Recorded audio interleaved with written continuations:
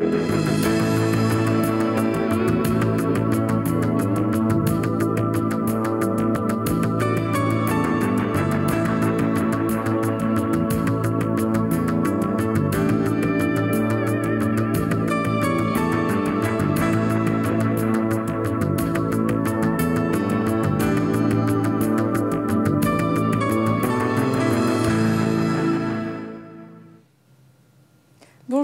Pierre Monnier, nous sommes très heureux de vous recevoir dans l'Institut international de prospective sur les écosystèmes innovants aujourd'hui, le 4 mai 2017. Donc j'en profite pour vous souhaiter un très bon anniversaire, puisque vous m'avez confié tout à l'heure en studio que c'était votre anniversaire aujourd'hui. Alors, en fait, je trouve que c'est très intéressant de vous intéresser sur votre parcours brillant autour du développement durable, puisque vous avez vraiment dédié vos études ainsi que votre début de vie professionnelle sur cette question. Est-ce que vous pourriez un peu plus nous détailler en quoi est-ce que cette question vous a vraiment intéressé et comment est-ce que vous l'avez matérialisée dans votre vie quotidienne? Merci. Oui, quand on dit développement durable, on pense tout de suite à un concept, mais je pense qu'il faut le ramener à l'essentiel, c'est servir. C'est servir l'autre, et on a envie de servir quand on aime, et on aime quand on s'émerveille. Je suis né à Évian, au bord d'un lac et des montagnes, donc l'émerveillement, j'ai été bercé. Ça m'a beaucoup nourri et j'ai voulu donc du coup servir ce monde, d'abord dans la médecine, mais bon, je ne me suis pas reconnu dans une médecine trop cartésienne, donc j'ai voulu m'orienter dans l'humanitaire et j'ai suivi le Rhône pour atterrir à Lyon, où j'ai fait une licence de gestion de projets internationaux. Et de là, j'ai découvert la question de développement durable, d'abord dans un champ associatif. Je me suis ensuite investi, je suis allé expérimenter à l'international qu'est-ce qui se passait en faisant un stage chez Greenpeace, découvrir d'autres cultures, découvrir que finalement le monde militant n'était pas... Je voulais plus l'incarner. Et quand je suis revenu, du coup, j'ai mené des projets à la mairie de Lyon, cette mairie de Lyon où j'ai mené la politique de développement durable de la mairie. Donc j'ai contribué à l'élaboration de cette démarche-là. J'ai découvert du coup plus une dimension stratégique. Et ensuite, je me suis investi dans le réseau français des étudiants pour le développement durable. Là aussi, parce que j'avais découvert cette dimension stratégique et je voulais donc du coup servir ces projets, par exemple de maraîchage urbain ou ces projets de bilan carbone, de les passer à une échelle supérieure. Et donc, en m'investissant dans ce réseau-là, on a porté la voix des étudiants, notamment en partant au Brésil, à Rio+20, qui est un sommet international sur le développement durable, sommet très important, parce que 92, c'est le sommet de la création de ce concept-là. Et en 2012, c'est 20 ans après, donc on fait le bilan, on se rend compte que les choses avancent pas tant que ça. Moi, je suis extrêmement déçu d'ailleurs. Je vois des diplomates en cravate, ces diplomates en cravate, en fait, ne mettent pas forcément en action les valeurs qu'ils ont, en tout cas ceux que j'ai rencontrés. Et je rencontre à ce moment-là les écoquartiers, les écovillages, et ces gens qui parlent avec le cœur me touchent, et en même temps, ils ont des actions très concrètes. Donc on part pour découvrir ces lieux.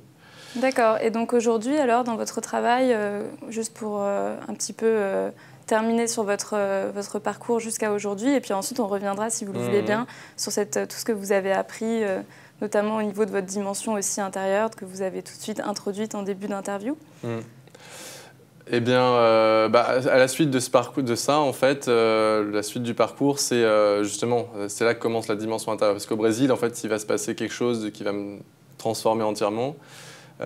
Découvrant en fait dans ces lieux-là, je vais découvrir qu'il y a ce monde visible qu'on voit là, le plateau télé, et qu'il y a une vie en fait qui l'anime derrière, et que cette réalité, elle est plus réelle que ce monde-là.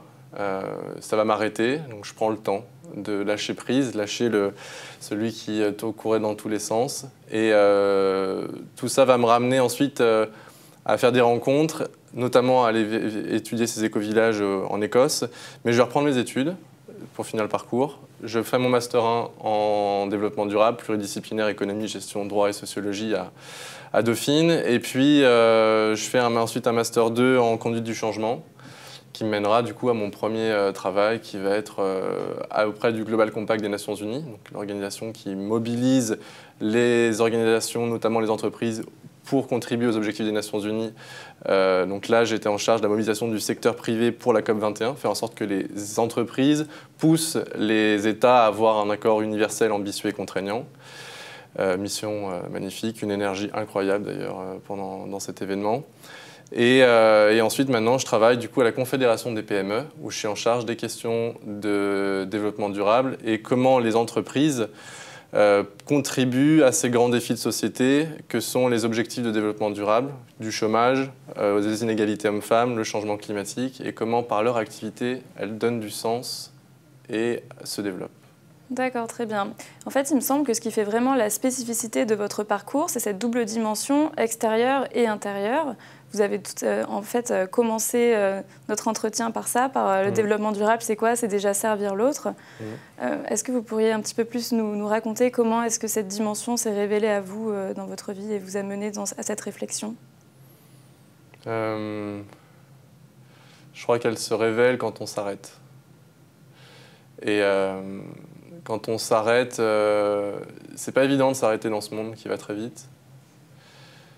Et au Brésil, c'est ce qui s'est passé en fait. On s'est arrêté dans un lieu et il n'y avait plus de projet. Il y avait juste la beauté de la cascade, il y avait juste la beauté du lieu, la beauté des gens. Et il s'est passé petit à petit cet émerveillement que j'avais déjà quand j'étais petit, mais qui a grandi fortement. Et donc en fait, c'est ça que j'essaye de retrouver aujourd'hui, c'est de laisser de l'espace en fait. Laisser de l'espace pour écouter, s'écouter. Et de là, laisser jaillir la beauté du moment qui peut survenir et aussi des choses du coup très concrètes. Parce que derrière, ce sont des projets, des idées, mais qui sont du coup menés autrement, d'un autre endroit. Ça, c'est très intéressant, cette dimension de l'espace qu'on théorise ou à laquelle on ne pense pas nécessairement quand on aborde la question du développement durable. Une autre dimension, ça pourrait être le temps. Justement, on est aussi pris dans des enjeux peut-être d'urgence par rapport à la question climatique. Comment est-ce que vous intégrez cette question du temps dans votre questionnement, dans votre raisonnement? Oui, c'est intéressant, c'est ce qu'on se disait à midi d'ailleurs. C'est vrai que le temps, on a envie de faire plein de choses et je pense que l'urgence qu'on a, notamment l'urgence climatique, nous pousse à aller encore plus vite. Or, c'est justement le syndrome, ce qui a engendré la maladie d'aujourd'hui. Donc il faut qu'on arrive à prendre le temps pour pouvoir avoir plus de discernement sur nos actions. Et ça, en fait, c'est un choix quotidien. Et c'est maintenant d'oser.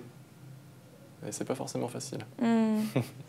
Et alors, est-ce que vous arrivez aujourd'hui dans votre métier à intégrer cette dimension en fait, systémique, puisque ce que vous portez en vous, c'est vraiment cette question de prendre soin de nous pour aussi prendre soin de la planète, de notre écosystème en tant qu'humanité.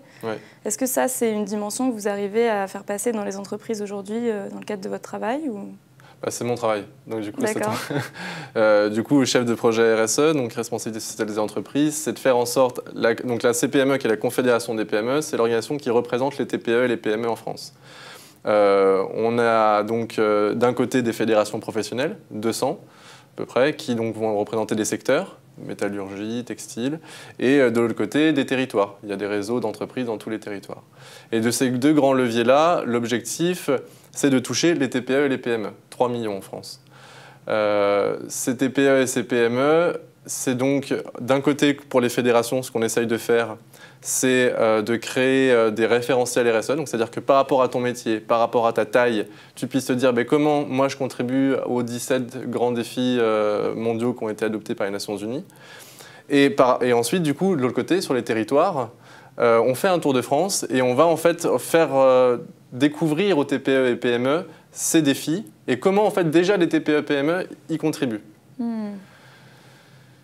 Et puis tout ça, pour le relier, c'est aussi moi dans mon travail personnel, c'est aussi dans l'organisation, c'est de faire de la place pour justement accueillir un moment comme celui-là qui n'était pas forcément prévu, et puis d'être à l'écoute de mes collègues et des autres organisations pour pouvoir co-créer avec eux. Très bien. Écoutez, merci beaucoup. On va continuer à approfondir toutes ces questions dans une autre interview. Merci beaucoup.